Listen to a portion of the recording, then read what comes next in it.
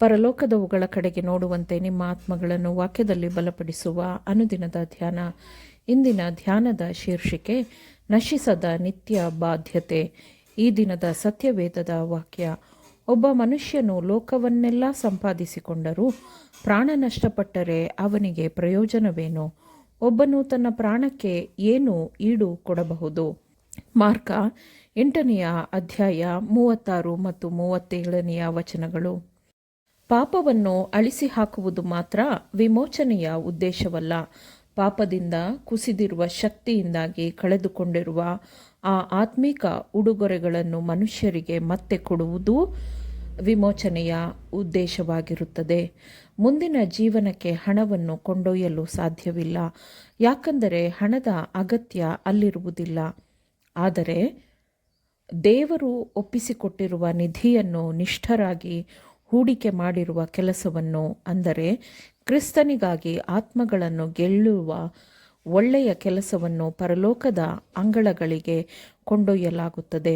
ಸಹಾಯ ದೊರೆಯದೇ ಇರುವ ತಮ್ಮ ನಿರ್ಗತಿಕ ಜೊತೆ ಮನುಷ್ಯರನ್ನು ಬಿಟ್ಟು ಸ್ವಾರ್ಥದಿಂದ ದೇವರ ವಸ್ತುಗಳನ್ನು ಸ್ವಾರ್ಥಕ್ಕಾಗಿ ಬಳಸುವವರು ಮತ್ತು ನಮ್ಮ ಲೋಕದಲ್ಲಿ ದೇವರ ಕೆಲಸವನ್ನು ಮುನ್ನಡೆಸದವರು ತಮ್ಮ ಸೃಷ್ಟಿಕರ್ತನನ್ನು ಅವಮಾನಿಸುತ್ತಾರೆ. ದೇವರಿಂದ ಕದ್ದುಕೊಂಡವರೆಂದು ಅವರ ಹೆಸರುಗಳ ಮುಂದೆ ಬರೆಯಲ್ಪಟ್ಟಿರುತ್ತದೆ. ಮನುಷ್ಯರು ಅಜಾಗರೂಕತೆಯಿಂದ ಬಡತನವನ್ನು ತಮ್ಮ ಮೇಲೆ ತಂದುಕೊಳ್ಳದ ಹೊರತು ಬಡತನವು ಪಾಪವಲ್ಲ. ಆದರೂ ಆ ಅಜಾಗರೂಕರು ಪಶ್ಚಾತ್ತಾಪಪಟ್ಟರೆ ಅವರನ್ನು ಕ್ಷಮಿಸಲಾಗುತ್ತದೆ. ಕ್ರಿಸ್ತನು ನಮ್ಮ ಸ್ವಂತ ರಕ್ಷಕನು ಎಂದು ಕ್ರಿಸ್ತನ ಮೇಲೆ ನಂಬಿಕೆ ಇಟ್ಟವರು ಲೋಕದಲ್ಲಿ ಅತೀ ವಿನಮ್ರದ ಸ್ಥಾನದಲ್ಲಿ ಇದ್ದರೂ ಸಹ ಅವನು ದೇವರ ಬಾಧ್ಯಸ್ಥನು ಮತ್ತು ಕ್ರಿಸ್ತನೊಂದಿಗಿನ ನಶಿಸದ ನಿತ್ಯ ಜೀವನದ ಬಾಧ್ಯಸ್ಥನೂ ಆಗಿರುತ್ತಾನೆ. ಅವರಿಗೆ ನಿತ್ಯ ಜೀವನಕ್ಕೆ ಜೀವ ವಿಮೆ ಇರುತ್ತದೆ. ಗುಣಸ್ವಭಾವಕ್ಕೆ ನಿರಂತರವಾಗಿ ಕ್ರೈಸ್ತೀಯ ಗುಣಸ್ವಭಾವಗಳನ್ನು ಸೇರಿಸಿಕೊಳ್ಳುತ್ತಾ ಇರುವವರ ಕೂಡಿಸುವ ಯೋಜನೆಯ ಕೆಲಸ ಮಾಡುವವರಿಗೆ ಇರುವ ಅನುಗ್ರಹಗಳನ್ನು ಅಪೊಸ್ತಲನಾದ ಪೇತ್ರನು ಎಣಿಸುತ್ತಾ ಅಂಥವರಲ್ಲಿ ದೇವರು ಹೆಚ್ಚಿಸುವ ಯೋಜನೆಯ ಕೆಲಸವನ್ನು ಮಾಡುತ್ತಾನೆ ಎಂದು ಪ್ರಕಟಿಸಿದ್ದಾನೆ. ದೇವರ ವಿಷಯವಾಗಿಯೂ ನಮ್ಮ ಕರ್ತನಾದ ಯೇಸುವಿನ ವಿಷಯವಾಗಿಯೂ ಪರಿಜ್ಞಾನವು ನಿಮಗೆ ಉಂಟಾಗುವುದರಲ್ಲಿ ಕೃಪೆಯೂ ಶಾಂತಿಯೂ ನಿಮಗೆ ಹೆಚ್ಚೆಚ್ಚಾಗಿ ದೊರೆಯಲಿ. ನಮ್ಮನ್ನು ತನ್ನ ಪ್ರಭಾವದಿಂದಲೂ ಗುಣಾತಿಶಯದಿಂದಲೂ ಕರೆದ ದೇವರ ವಿಷಯವಾಗಿ ಯೇಸುವಿನ ದಿವ್ಯ ಶಕ್ತಿಯು ನಮಗೆ ಪರಿಜ್ಞಾನವನ್ನು ಕೊಟ್ಟದ್ದರಲ್ಲಿ ಜೀವಕ್ಕೂ ಭಕ್ತಿಗೂ ಬೇಕಾದದ್ದೆಲ್ಲವೂ ದೊರೆಯಿತೆಂದು ಬಲ್ಲೆವಷ್ಟೇ.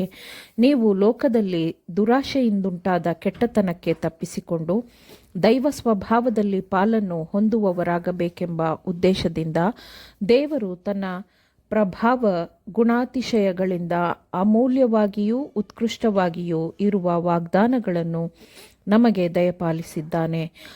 ಆದುದರಿಂದ ಸಹೋದರರೇ, ದೇವರು ನಿಮ್ಮನ್ನು ಕರೆದದ್ದನ್ನೂ ಆದುಕೊಂಡದ್ದನ್ನೂ ದೃಢಪಡಿಸಿಕೊಳ್ಳುವುದಕ್ಕೆ ಮತ್ತಷ್ಟು ಪ್ರಯಾಸಪಡಿರಿ.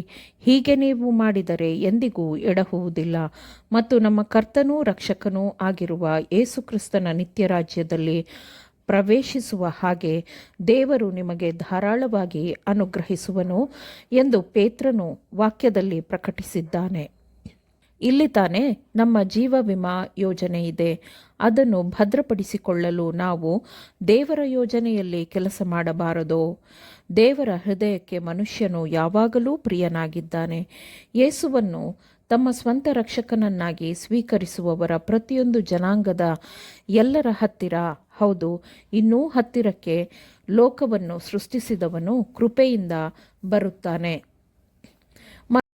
ಮನುಷ್ಯರ ಮಧ್ಯದಲ್ಲಿ ಶ್ರೇಷ್ಠವಾದದ್ದು ಮತ್ತು ಹೆಚ್ಚು ಗೌರವಿಸಲ್ಪಡುವುದೆಲ್ಲವೂ ದೇವರ ದೃಷ್ಟಿಯಲ್ಲಿ ಅಸಹ್ಯವಾಗಿರುತ್ತದೆ. ಹಾಗಿರುವುದರಿಂದ ಒಬ್ಬ ಮನುಷ್ಯನು ಲೋಕವನ್ನೆಲ್ಲ ಸಂಪಾದಿಸಿಕೊಂಡರೂ ಪ್ರಾಣ ನಷ್ಟಪಟ್ಟರೆ ಅವನಿಗೆ ಪ್ರಯೋಜನವೇನು? ಒಬ್ಬನು ತನ್ನ ಪ್ರಾಣಕ್ಕೆ ಏನು ಈಡು ಕೊಡಬಹುದು ಎಂದು ಕ್ರಿಸ್ತನು ಕೇಳುತ್ತಾನೆ. ಆಮೇನ್. ದೇವರ ವಾಕ್ಯಗಳನ್ನು ಶ್ರದ್ಧೆಯಿಂದ ಆಲಿಸುವವರು ಮಾತ್ರವೇ ಆಗಿರದೆ ಪಾಲಿಸುವವರೂ ಆಗಬೇಕೆಂದು ನಿಮ್ಮನ್ನು ಉತ್ತೇಜಿಸುತ್ತೇನೆ. ಪರಿಶುದ್ಧಾತ್ಮನ ಸಹಾಯದಿಂದ ಆಲಿಸಿದ ನಿಮ್ಮೆಲ್ಲರಿಗೂ ಧನ್ಯವಾದಗಳು. ಮತ್ತೆ ದೈನಂದಿನ ಧ್ಯಾನಕ್ಕಾಗಿ ನಾಳೆ ಸಂಧಿಸೋಣ. ಆಮೇನ್.